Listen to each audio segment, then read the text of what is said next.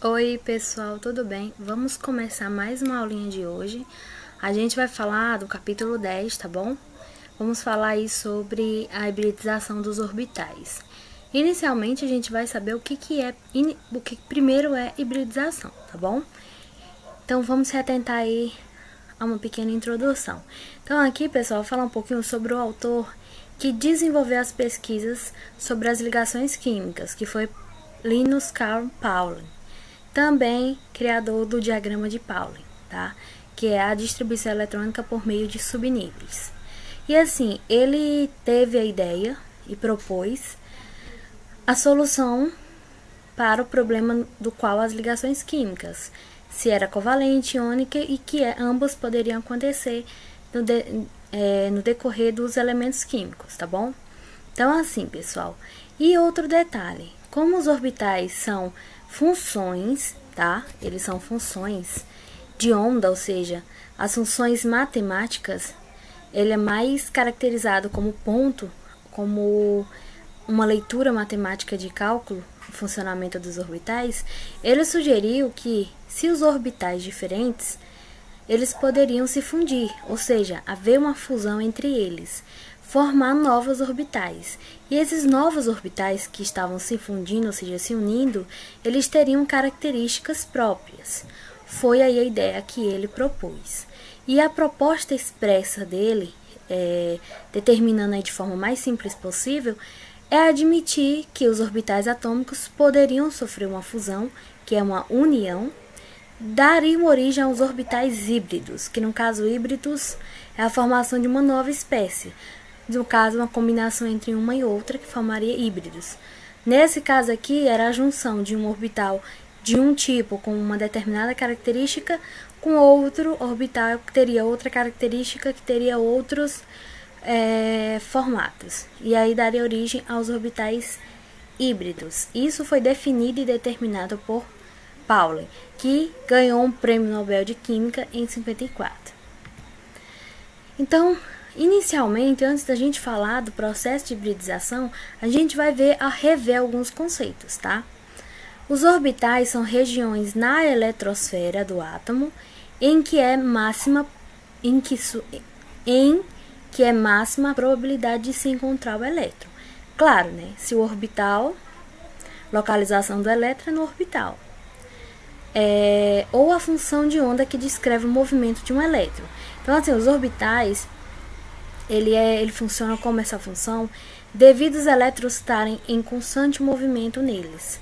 Então, assim, como ele precisa de um espaço para ele se movimentar e gerar energia, esses orbitais aí, ele serve como desses dois pontos, tá bom? E aí vem o que é hibridização na química.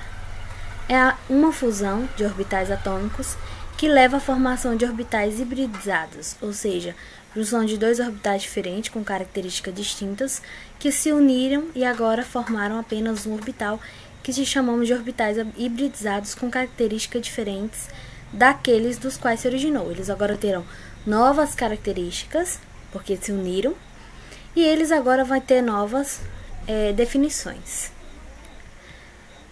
E aqui, pessoal, entra um pouquinho do que é as ligações, tá bom? Então, aqui, essa imagem do livro de vocês, ele fala sobre o orbital molecular sigma e pi.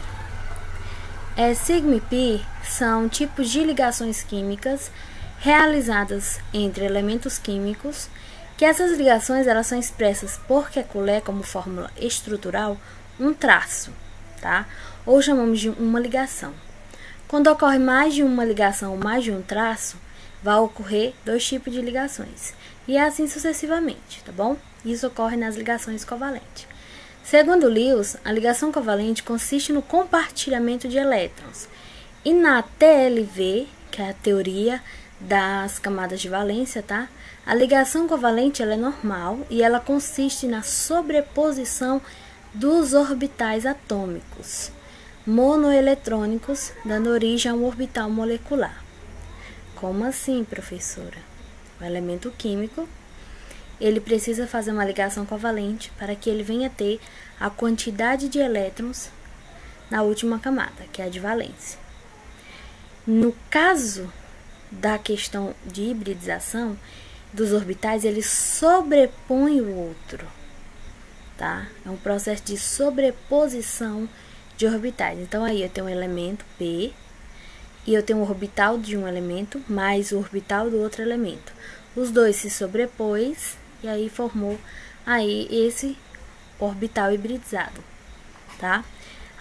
Os dois tipos de ligações ocorrem da seguinte forma. Se eu estiver fazendo apenas uma sobreposição, eu chamo de sigma, tá? É tanto que aí embaixo ele explica para vocês. A ligação π, ela ocorre quando os orbitais atômicos P em eixos ortogonais, ângulos 90 graus, ao eixo da ligação de sigma, sofrem sobreposições. Após a sobreposição do orbital π, envolve a ligação sigma. Resumindo aqui, galera, se tiver mais de uma sobreposição, eu vou defini-la como π. É que nem as ligações. Se tiver apenas uma ligação feita, vai ser sigma. Se tiver duas, eu tenho uma sigma e uma π. Se tiver três, uma sigma e duas π, tá? O quadro a seguir vai mostrar pra vocês aí como é essa ligação. Observa direitinho aí, ó. Ligação simples, quando ele faz apenas uma ligação, uma sobreposição, ele vai formar sigma.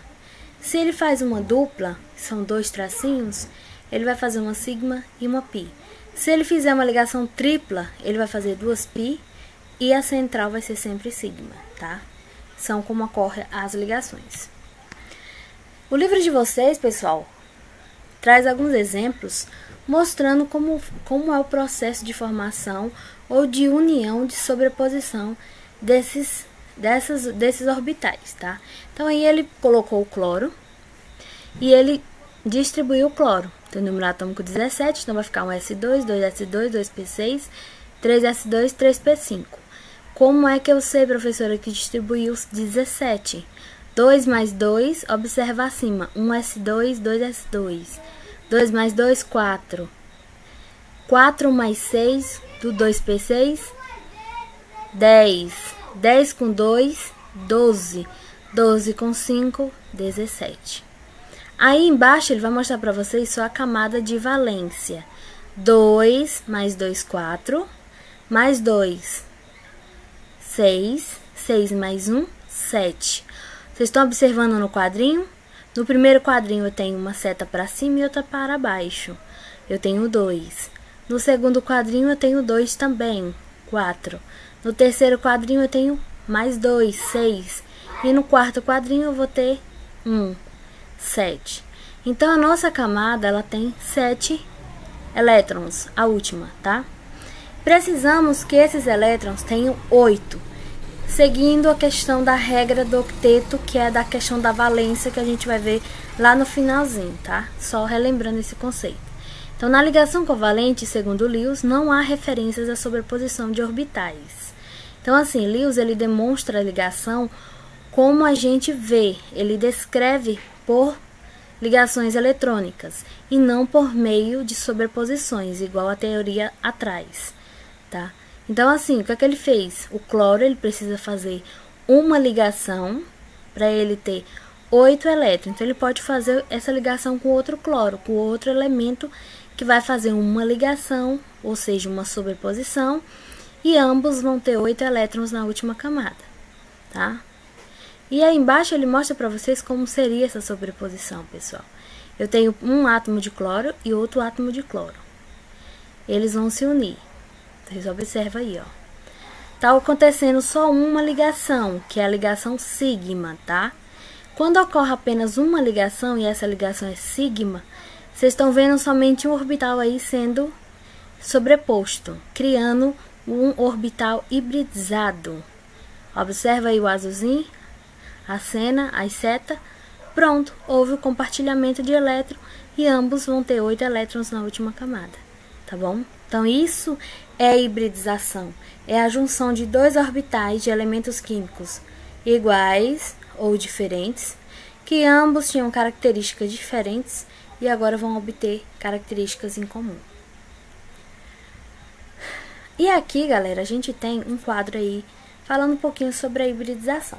Esse quadro ele vai falar mais sobre a hibridização do carbono. Mas aí a gente vai ter hibridização de vários outros elementos, tá? Aqui é só mesmo para vocês terem uma ideia do que vem a ser essa questão da hibridização. Se o meu elemento químico faz somente ligações simples, ele vai ter uma hibridização sp3, tá? Isso é a regra. Se ele só faz ligações simples, ele vai ter uma hibridização sp3.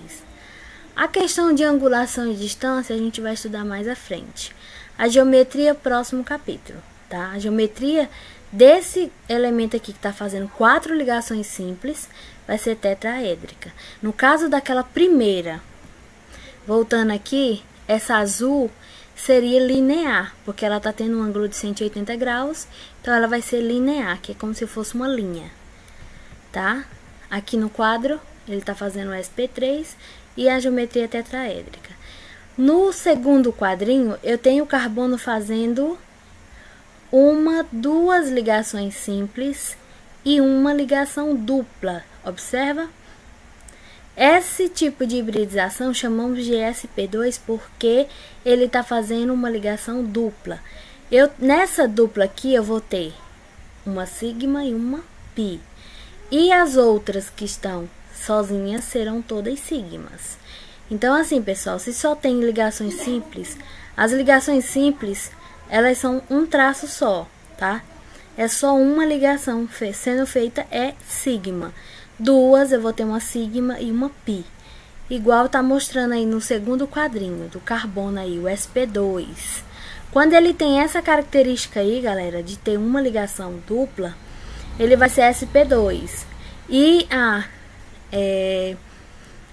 a geometria vai ser trigonal plana, viu?